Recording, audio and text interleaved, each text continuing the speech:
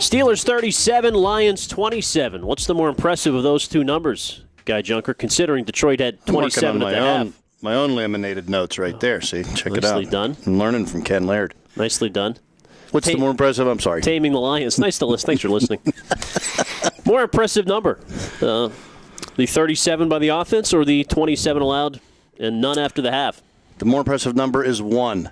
W. Take it any way you can get it. It's one of the weirdest football games I've ever seen. Kind of reminded me of that Texas game when they beat them and didn't get the ball across the 50-yard line or whatever. They got 3 first downs, whatever the ridiculous nature of that one was.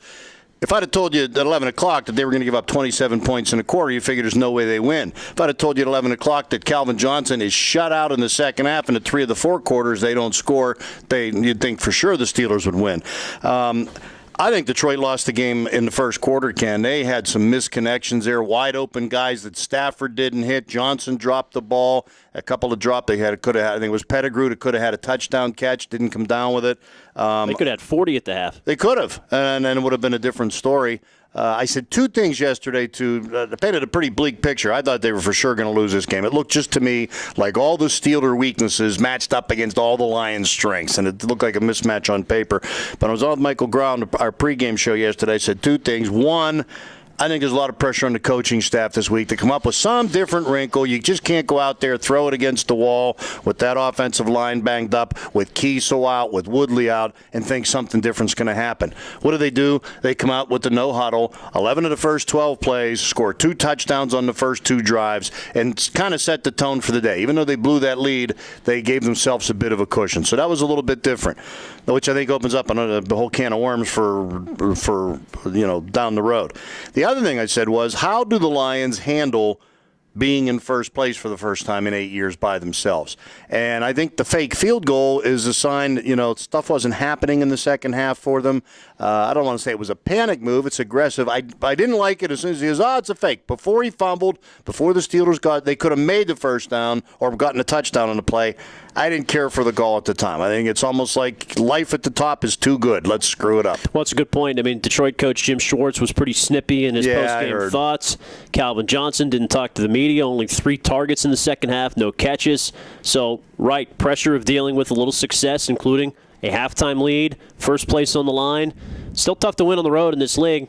And then, you got to give Pittsburgh credit. Without Brett Kiesel, without Lamar Woodley, no Ramon Foster, plus all the, it's just as you said, going into the game, didn't look like a good matchup. They rallied and they hung in there. This may be in the long run a bad thing if they lose and their draft position is just sliding for no reason, but a lot of no-shows there yesterday. I know some fans have checked out. I don't blame them, but the weather I think contributed to that. I think there's still some people on the line that are like, if it's a sunny, nice day, I'll go. If it's not, I won't. I mean, I think that gets worse and worse as the season drags into more meaningless games and the weather gets colder. But they're 1 game out of a wild card playoff spot now. There's 6 other teams with the exact same record as them. So, I mean, there's a whole bunch of people fighting. But mathematically, they are far from being eliminated. I agree. And I actually think the division, Bengals are on a bye week, but you play them once more head-to-head.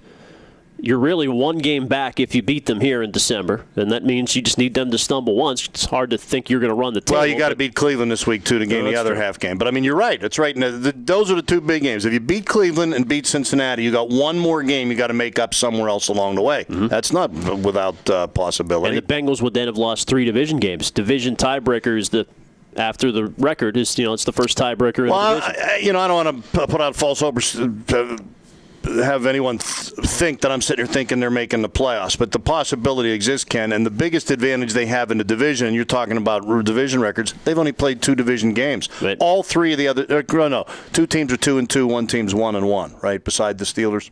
And the rest of the division, or are they all 2-2? I think they're all 2-2. So the Steelers have. Is that in your notes? It is in my notes. Let me get my glasses. I wrote it down somewhere. But, yeah. What good are your notes if you Yeah, the Steelers are 1-1. The other teams have all played 4 divisional games already. So, well, either that or they'll lose out and be 4-12 and get a good draft pick. One of those things will happen. It was an entertaining game to watch, to say the least. Kept the season alive from an intrigue point of view. Guy Junker, Ken Laird, every weekday here at 10 a.m. on TribLive.com.